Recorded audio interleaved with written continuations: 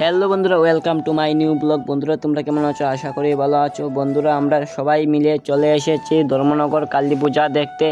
এইদিকে সারা ট্রেন ফুল হয়ে মানুষ এসে গেছে।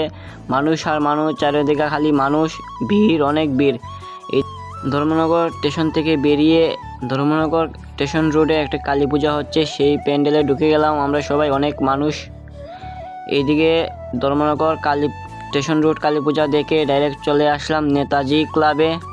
খুব সুন্দর তারা প্যান্ডেল করেছে ফাঁকির বাসা দিয়ে।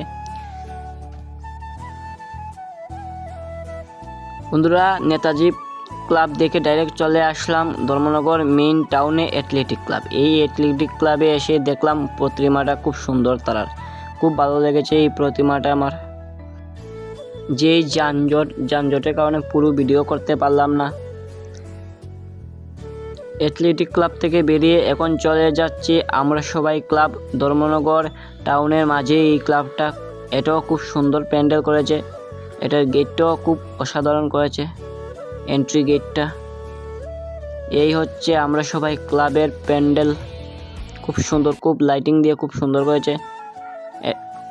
এইটা হচ্ছে তাদের প্রতিমা, খুব সুন্দর হয়েছে কয়েকটা প্রতিমা।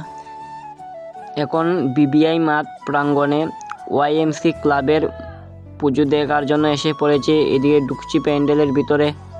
এটাও বড় টোটোর মধ্যে খুব সুন্দর প্যান্ডেল করেছে।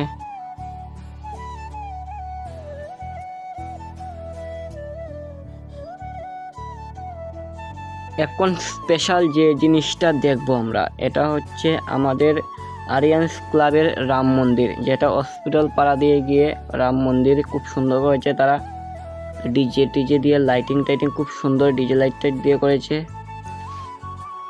আমার ধর্মনগরের মধ্যে সবচেয়ে সেরা প্যান্ডেল এটাই লেগেছে। এখন ঢুকে গেছি প্যান্ডেলের ভিতরে। প্যান্ডেলের বাইরেও লাইটিং, ভিতরেও লাইটিং, অনেক সুন্দর করেছে ভিতরে।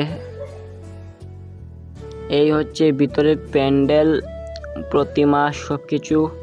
এটাও খুব সুন্দর প্রতিমা হয়েছে, অনেক ভালো লেগেছে আমার।